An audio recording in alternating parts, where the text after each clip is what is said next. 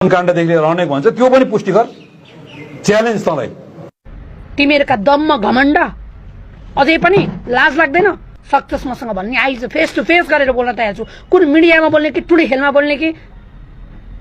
कहाँ बहस गर्न पर्छ तसँग म 100 घण्टा बहस गर्न तयार छु आउँछस् हिम्मत छ तेरो घुसखोरी दलाली भ्रष्टाचारी र मलाई नाइट ड्रेसमा सडकमा छोडेको दिन याद गर अपराधी तर पनि छ्याम्मे हुने छैन अहिले मलाई 85 पुगेको छ यसको मूल्य धेरै ठुलो चुकाउन पर्नेछ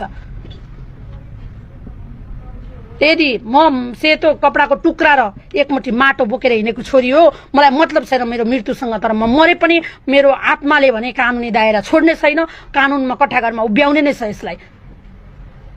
अरूलाई गर्दाखेरि ठुलठुला कुरा गर्दै हिँड्ने आफ्ना मुद्दाहरू कसरी बसिरहेका छन् भने त्यसले सोचेको छैन अझैसम्म पनि कहिले रवि लामिछानेलाई कहिले बालेनलाई कहिले सुशीलालाई कहिले कसैलाई क्वेसन मार्क गर्नेले तँलाई 4 वटा औँलाले देखाइरहेको छ तँलाई म चुनौती दिन्छु यति कुरामा